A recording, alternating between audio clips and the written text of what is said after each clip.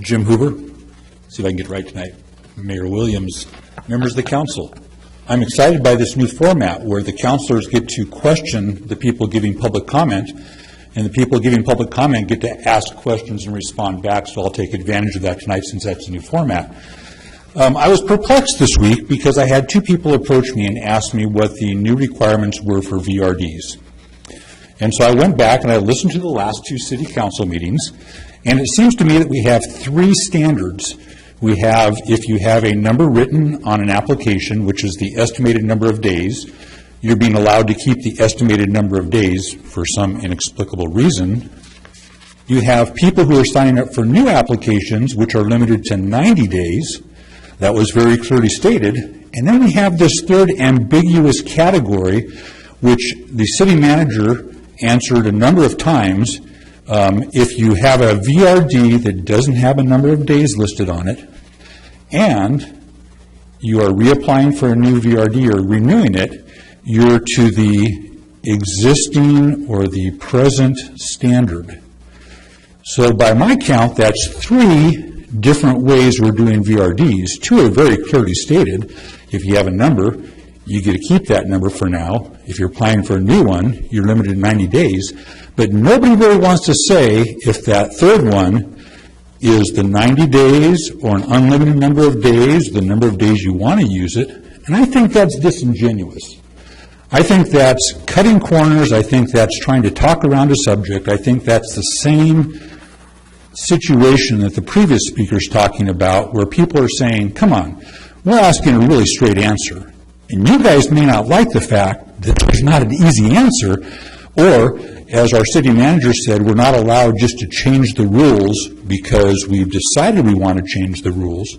But when there's VRDs being given the ability to operate based on three different scenarios, and one of the three scenarios isn't defined, it's our current policy, people deserve to have an answer to the question, what is the current policy?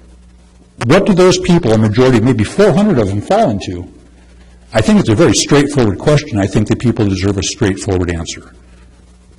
I believe I did ask that in a December meeting. And but I've heard it the last 2 weeks as questions because people weren't sure. So the last two meetings. So I'm asking tonight, what is that third category? Is it 90 days? Is it 180 days? Is it something in between 90 and 180? Is it the number of days that you think you should be able to rent it?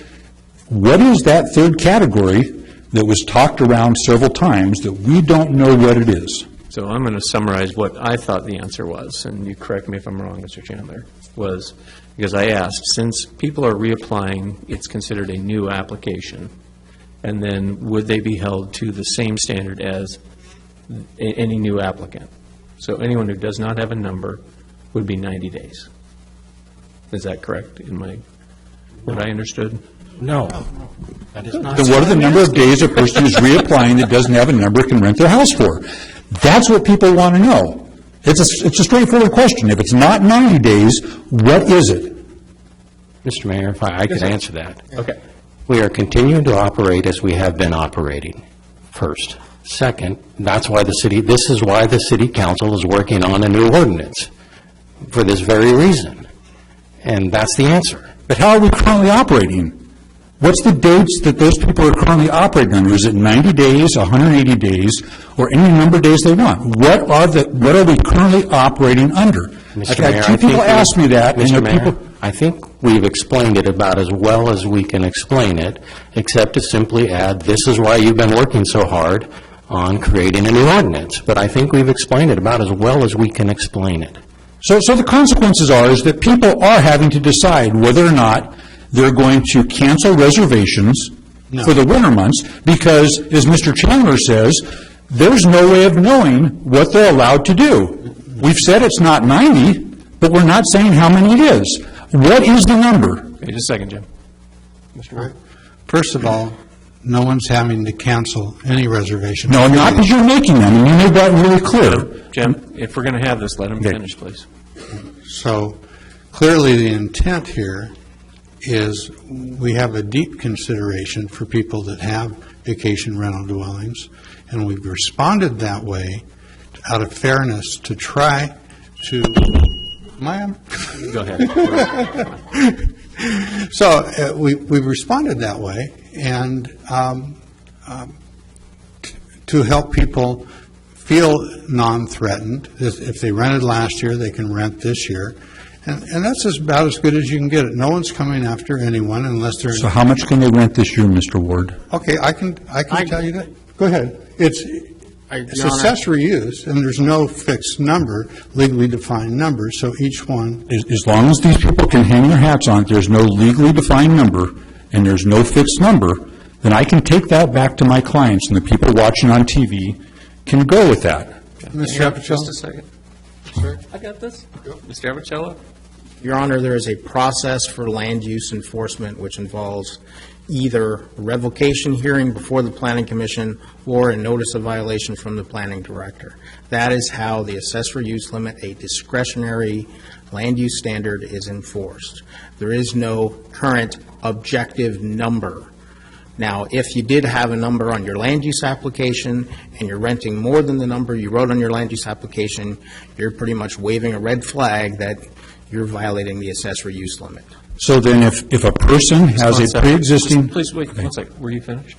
Yes. Okay, go ahead. So then if a person has a pre-existing VRD that doesn't have a number that they're estimating they're going to use, they could rent it 365 days a year right now, by what I heard Mr. Appicello say, because there's no number.